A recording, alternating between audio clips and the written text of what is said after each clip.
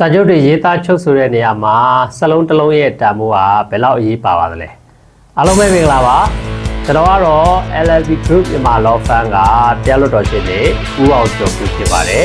ကျွန်တော် Law Firm အနေနဲ့အများပြည်သူတို့သိတဲ့ဥပဒေဆိုင်ရာကိစ္စရပ်များကိုဆွေးနွေးမျှဝေနေရရှိပါတယ်အဲ့တော့ဒီအကြောင်းအရာလေးနဲ့ပတ်သက်ပြီးတော့ကျွန်တော်စီရင်ထုံးလေးတစ်ခုနဲ့ဆွေးနွေးမျှဝေပေးခြင်းပါတယ်အဲ့ဒီစီရင်ထုံးကတော့ဦးကိုအောင်နဲ့ဦးမျိုးကျော်ငိမ့်ပါနှစ်ပေါ့နော်2003ခုနှစ်မြန်မာနိုင်ငံတရားစီရင်ထုံးများစာ18ခေါ်အမှုဖြစ်ပါတယ်စီရင်ထုံးပါအမှုဖြစ်စဉ်အကျဉ်းကတော့ဦးမျိုးကျော်ငိမ့်ကပွဲစားဖြစ်တဲ့ဦးကိုအောင်ထံကနေပြီးတော့မော်တော်ယာဉ်တစ်စီးကိုပေါ့နော်ငွေ25သိန်း8000နဲ့ဝယ်ယူခဲ့ပါတယ်အဲ့ဒီမော်တော်ယာဉ်ကိုအစစ်စစ်လွှဲပြောင်းရောင်းချခဲ့ကြခြင်းဖြစ်ပြီးတော့မှရောင်းသူဦးကိုအောင်ရဲ့အမည်ပေါက်မဟုတ်ဘူးပေါ့နော်အယောင်းဝယ်ပြုလုပ်တဲ့နေ့မှာတော့ဝယ်သူဟာကားကိုလက်ရောက်ရရှိတယ်ကားနဲ့သက်ဆိုင်တဲ့ပိုင်ဆိုင်မှုစာရွက်စာတမ်းတွေကိုလည်းတပါးတည်းလက်ရောက်ရရှိခဲ့ပါတယ်အဲဒီနောက်ပိုင်းမှာတော့ကားရဲ့မူလအမည်ပေါက်တဲ့သူကသက်ဆိုင်ရာမှာပေါ့နော်အမည်ပြောင်းလိုက်လံဆောင်ရွက်ပေးတဲ့အတွက်ကြောင့်မလို့ယာဉ်လိုင်စင်စာအုပ်မှာဝယ်ယူသူဦးမျိုးကျော်ငိမ့်အမည်ပေါက်သွားပါတယ်အဲဒီလိုအခြေအနေအထိရောက်ပြီးတဲ့အခါမှာပါအဲ့ဒီကားနဲ့ပတ်သက်လို့ပေါ့နော်ရာဇဝတ်မှုဖြစ်ပွားတဲ့ကားဖြစ်တယ်ဆိုပြီးတော့မှ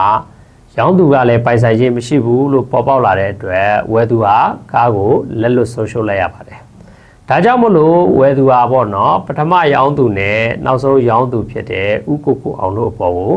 တရားစွဲပါတယ်။ဘာမှုစွဲလဲဆိုတော့အချင်းဖြစ်မော်တော်ကားနဲ့ပေါ့နော်အမျိုးအစားတူကားတစ်စီးကိုလက်ရောက်ပေးဖို့ပေါ့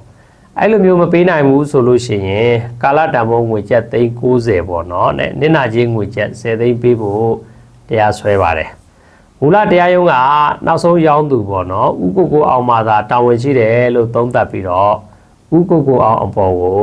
တရားလိုတောင်းဆိုတဲ့အတိုင်းဒီဂရီချမှတ်ပါတယ်တူအောင်ချုပ်ရမယ်ဆိုလို့ရှိရင်တော့မူလရုံးမှာတရားလိုအမှုနိုင်တယ်ပေါ့နော်အဲ့တော့အမှုရှုံးတဲ့တစ်တရပြိုင်ဦးကိုအောင်ကတရားရုံးချုပ်ကိုအယူခံဆက်ပြီးတော့မှဝင်ပါတယ်တရားရုံးချုပ်ကဘယ်လိုသုံးသပ်တယ်လဲဆိုတော့သုံးသပ်ချက်တွေကတော့အများကြီးပေါ့နော်အဲ့ဒီထဲမှာအခုဆွေးနွေးမျှဝေမှုနဲ့သက်ဆိုင်တဲ့အချက်တစ်ချက်ကိုပဲပြောရမယ်ဆိုလို့ရှိရင်ရောင်းသူနဲ့ဝယ်သူတို့ပြုလုပ်ချုပ်ဆိုတဲ့နှစ်ဦးသဘောတူမော်တော်ကားအယောင်းဝယ်ကတိစာချုပ်မှာပေါ့နော်ကာလတန်ဖိုးကိုပေးရမယ်လို့ဖော်ပြထားခြင်းမရှိဘူးလို့သုံးသပ်ပါတယ်အဲ့တော့နောက်ဆုံးတော့မူလကားဘုံငွေဖြစ်တဲ့25သိန်း8000နဲ့နစ်နာချင်းငွေ5သိန်းကျပ်ကိုသာလျှင်ဈေးနဲ့တကွပေးဆက်စေဖို့ပြင်ဆင်ချက်နဲ့ဒီဂရီချမှတ်ပေးပါတယ်ကာလတန်ဖိုးကိုမပေးဘူးပေါ့နော်တရားလိုကအနိုင်ရရှိတယ်လို့ဆိုနိုင်တော့လည်းပဲသူတောင်းတဲ့အတိုင်းအပြည့်အဝမရဘူး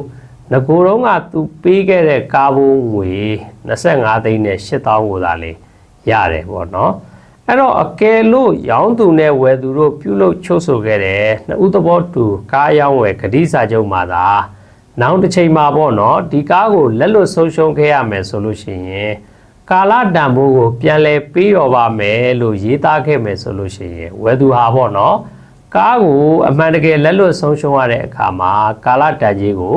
ပြန်လဲရရှိနိုင်မှာပဲဖြစ်တယ်ပေါ့နော်ကျွန်တော်ရဲ့ဒီဆွေးနွေးမျှဝေမှုကိုအနှစ်ချုပ်ရမယ်ဆိုလို့ရှိရင်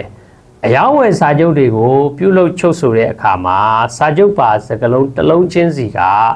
တန်ဖိုးကအရေးပါတာဖြစ်လို့ခိုင်မာတဲ့စာချုပ်တစ်စောင်ကိုရေးသားပြီးတော့မှချုပ်ဆိုထားတဲ့ပါတယ်အဲ့ဒီလိုမဟုတ်ဘဲနဲ့မပြည့်မစုံရေးသားဖော်ပြထားတဲ့စာချုပ်တွေကိုအသုံးပြုချုပ်ဆိုမိမယ်ဆိုလို့ရှိရင်အခုစီရင်ထုံးမှာပါတဲ့အမှုလိုပဲเนาะတရားလိုပဲဆုံးရှုံးနေတာမှုတွေရှိနိုင်ပါတယ်နောက်တစ်ပိုင်းမှာတော့ကျွန်တော်သက်ဆိုင်ရာခေါင်းစဉ်လေးတစ်ရက်နဲ့ဆက်လက်ဆွေးနွေးမျှဝေပေးသွားပါမယ်ဒီဗီဒီယိုလေးကိုကြည့်ရှုခဲ့တဲ့သူအားလုံးကိုအထူးပဲကျေးဇူးတင်ပါတယ်